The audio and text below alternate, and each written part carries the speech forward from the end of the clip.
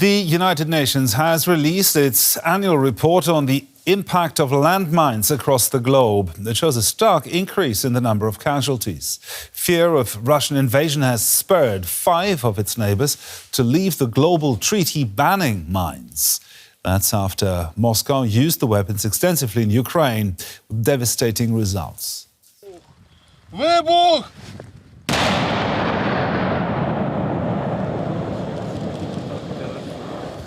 The daily grind of clearing landmines in Ukraine often comes at a cost.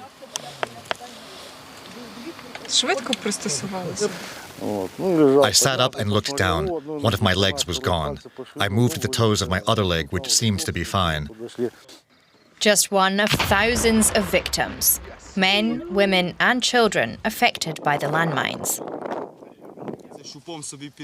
Since the full-scale invasion in 2022, it's estimated that Russian forces have laid up to 10 million mines and other explosives throughout Ukraine.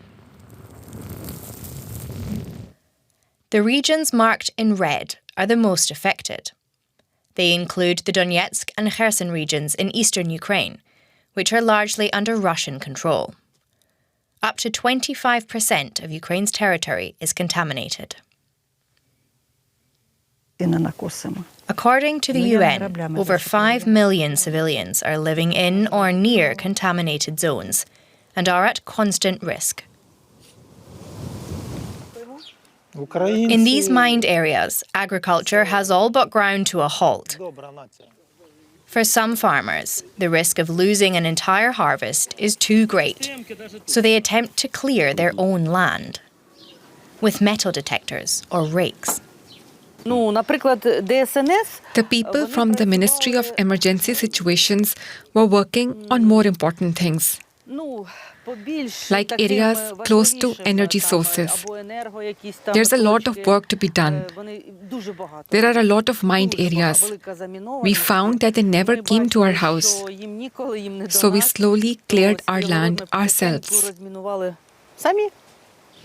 Demining in an active war zone is a constant battle. The ongoing conflict and constant shelling only increases the danger. And the efforts are often directly hampered. In October, Russian missiles struck a demining mission, killing 2 soldiers. But Ukrainian land is slowly being reclaimed. The largest areas that have been cleared include parts of Kharkiv, Mykolaiv and Kherson. Fields once too dangerous to touch are ready to yield crops once more. But for the millions still living in designated danger zones, the risk of injury, or worse, remains a daily reality. Now we are joined by Eva Maria Fischer with Handicap International in Geneva. Now, our report that we've just seen showed roughly 25% of land contaminated, 5 million civilian at risk there. Are you worried about that?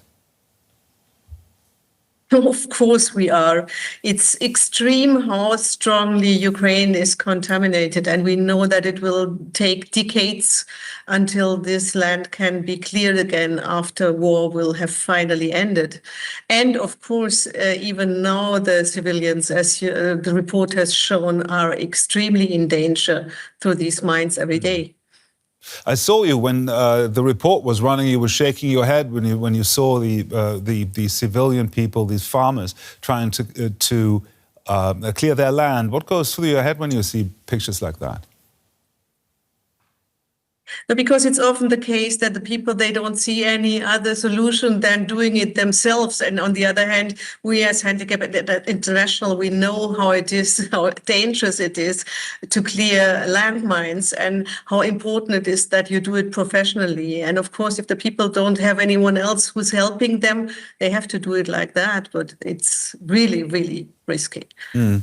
Now, the Landmine Monitor logs more than 6,200 casualties last year.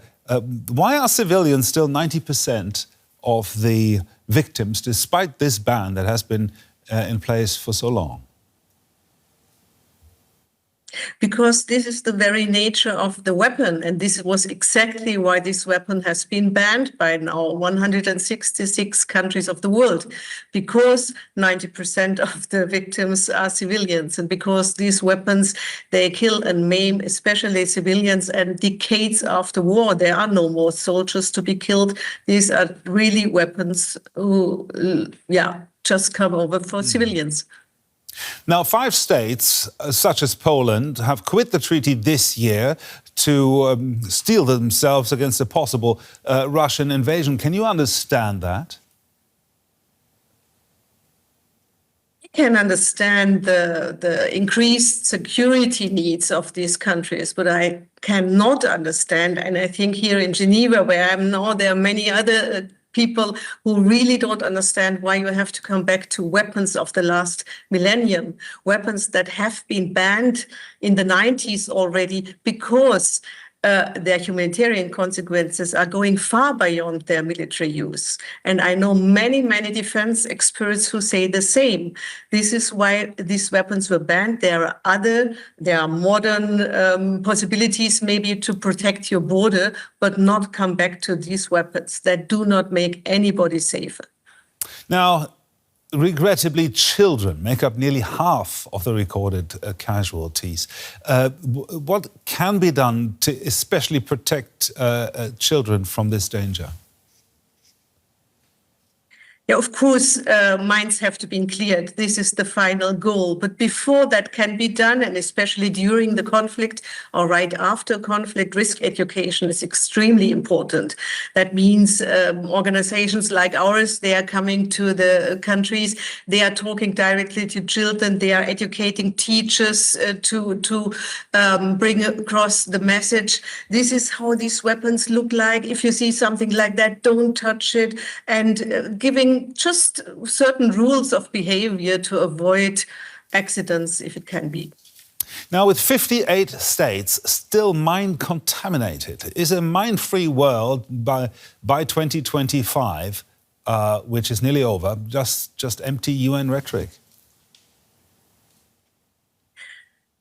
10 years ago, when this goal was set, I was really, really full of hope that at least for many countries it's possible. And we saw many countries who have been cleared of mines, heavily mined countries like Mozambique, who are now mine-free.